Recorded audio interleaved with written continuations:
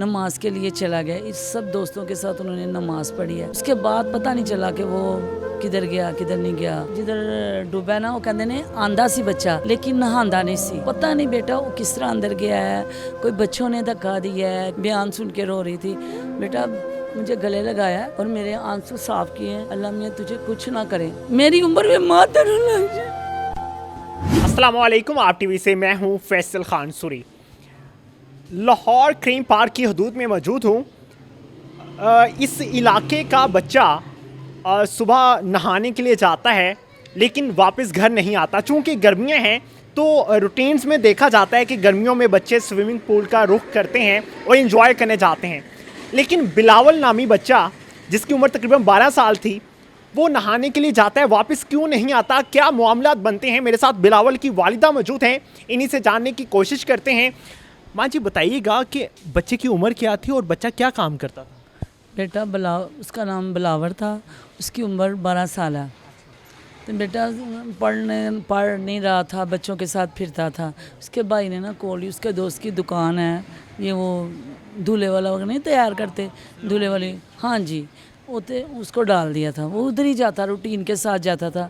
जुम्मे वाले दिन, पिछले जुम्मे को ना देर से रात को ना सोया और जागा तो अंदर जाके सो गया। तो बेटा हम भी ना परेशान, पता नहीं लगा कि बच्चा ना किधर है। देखा तो बच्चा सोया हुआ है। मैंने जगाया, बिलावर उठो, देर हो गई। बिलावर उठा तो देर हो गई। उसने देखा कि देर हो गई है काम पे, तो कहता है मुझे ना किधर सर मारे ना। वो मेरे साथ ही ना बैठ गया है, खाना खाना है, नाश्ता बनाना है। मैं नाश्ता बनाने लगी हूँ तो इतनी देर में ना नाश्ता दिया है भाई को। जुम्मे का टाइम हो गया तो बेटा जुम्मे पढ़ने के लिए ना नमाज के लिए चला गया। इस सब दोस्तों के साथ उन्होंने नमाज पढ़ी है। उसके, हाँ जी, जुम्मे की नमाज पढ़ी है, सबको मिला है। उसके बाद पता नहीं चला कि वो किधर गया किधर नहीं गया। कि पहले कहते कोई कह इधर था, कोई कहता उधर था। लेकिन बेटा जब शाम हो गई तो यार साथ ही ना एक फोतगी हुई है। असी सारे बेटा उधर चले गए ना कि जवान बेटा ना फोत हो गया। मेरा बेटा भी चला गया, मैं भी चली गई। जो बेटा घर आए ने, मैं उधर ही हाँ, तो घर आए ने तो एकदम कहते कि तुहाडा बिलावर किधर है। तो कहता बिलावर ना काम पे गया है। कहते यार काम तो नहीं गया, जरा नेट ते तस्वीर देखो। हाँ जी, नेट ते देखो। तो जो देखा तो बेटा वो फोत होके मंजी ते पड़ा है। इस तरह से आप उस तक पहुंची, ये घर में लाश आई? नहीं बेटा, घर में लाश नहीं आई। फिर उन्होंने ना रात तक इस तरह ही रखा। कोई डेड हाउस पे रखा, कोई कहे कि यदि पोस्ट क्या कहती हैं, हाँ जी, वो कराओ। कभी कोई कुछ के इस तरह ही बेटा रात गुजर गई। दूसरा दिन गुजर गया तो कुछ नहीं सी पता लग रहा क्या करना। रूटीन में जाया करता था? जी बेटा, साथ ही है, बाज़ार में दुकान है, दूर नहीं है, साथ ही है। सही रूटीन में जाता है, सारा कुछ जाता। वो कहता उधर आंदा सी, जिधर डूबा ना, वो कहते ने आंदा सी बच्चा लेकिन नहांदा नहीं सी। तैरना नहीं आता था? कुछ भी नहीं सी करना आंदा। वो कहते आके ना बैठ जाता था। तो उस दिन उन्हें देख लिया, हमने देखा है कि बच्चा बैठा है, सारे बच्चे नहा रहे ने, बैठे ने। उधर जेरे दोस्त ने वो अगे पिछे हो गए ने। वो बेटा देखता, पता नहीं बेटा वो किस तरह अंदर गया है, कोई बच्चों ने धक्का दिया है कि क्या हुआ, कुछ पता नहीं गा। बच्चा कहते हैं कि असी सारे पीछे हो गए हैं।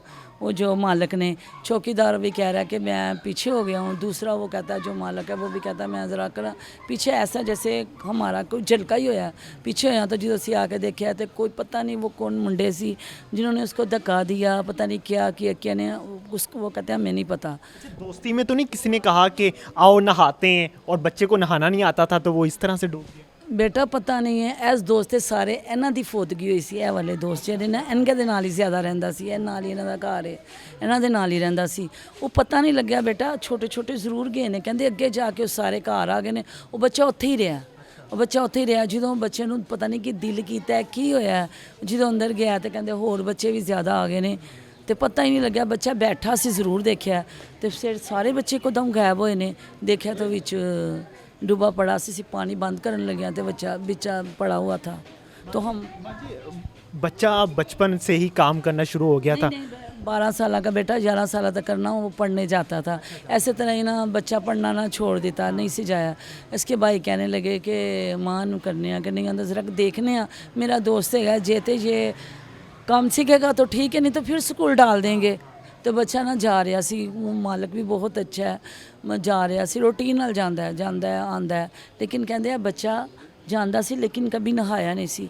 ਉਸ ਦਿਨ ਪਤਾ ਨਹੀਂ ਇਸਕੋ ਕਿਆ हुआ है, ਨਹਾਉਣ ਲੱਗਿਆ ਤੇ ਦੋਸਤ ਉਹ ਵਾਲੇ ਹੀ ਗਏ नहीं सी, पता नहीं ਕਿਹੜੇ ਮੁੰਡੇ ਸੀ, पता नहीं बेटा उन्होंने एक दूसरे को धक्का दिया है, उसे धक्का मिला है। वहाँ पे कैमरे वगैरह नहीं लगे हुए थे? पता नहीं बेटा, मुझे नहीं पता, मैंने नहीं पता। किस हालत में मैयत आई घर में? बेटा मैया जरी सी पैंट पहनी हुई थी, उसकी गल में कुर्ता नहीं था पहना हुआ, सिर्फ पैंट पहनी हुई थी, नंगा था, ऊपर से नंगा था। कितनेवें नंबर का बेटा था आपका? सबसे छोटा बेटा जी, सबसे छोटा। अभी याद तो आती होगी उसकी, कुछ यादें हमसे शेयर करें कि किस तरह का था, लाड प्यार करता था? बेटा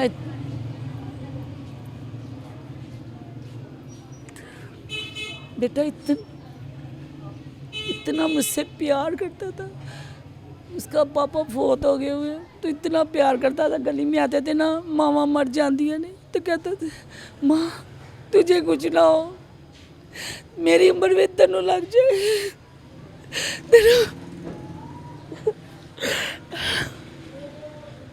तेनों कुछ ना हो, मेरा बाप भी तू है, मेरा पापा भी मेरी माँ और मेरी माँ भी मेरी माँ। जिस टाइम ते बेटा माँ दे मस्जिद में ना माँ दे हकूक का बयान दस रहे सी तो बिलावर नहा के आया, बिलावर खड़ा होया, बहुत प्यारा लग रहा है बेटा बिलावर। जिस टाइम ते नहा देखा नहा के आया, मेरे साथ काम कर रहा है, मैं हांडी पका रही हूँ, मेरे साथ काम कर रहा है मेरा बेटा, क्योंकि बेटियों की शादी हो गई है ना, वही छोटा था, मेरे साथ सारा काम करना, अगर पाँव दर्द हो रहा है उसने दबाना है, सब काम उस बच्चे ने करना, छोटा था मेरे साथ था। तो जब खड़ा आया मैं रो रही हूँ, देखा तो पहले चुप देखा, मुझे देखता है बेटा गौर से देख रहा है मेरी अम्मी क्यों रो रही है, तो मैं बयान सुन के रो रही थी। बेटा मुझे गले लगाया और मेरे आंसू साफ़ किए, माँ अल्लाह मियाँ तुझे कुछ ना करे, मेरी उम्र में माँ तेरे लग जाए। बाज़ माएँ होती हैं, बाज़ वालदैन होते हैं, वो एहतियात नहीं करते, अपने बच्चों को इस तरह से भेज देते हैं स्विमिंग पूल में, नहाना भी नहीं आता बच्चों को, उनको क्या पैगाम देना चाहेंगी, चूँकि आपने अपना लाडला बेटा खो दिया? बेटा इतना लाडला कि समझ लो मेरी उम्र इस टाइम 66 साल है, तो मेरी वो लाठी थी, समझो कि मेरा बच्चा कैसा खोया है। मैं यही कहूँगी कि अपने बच्चियों का ख्याल करो, हर तरह ख्याल करो।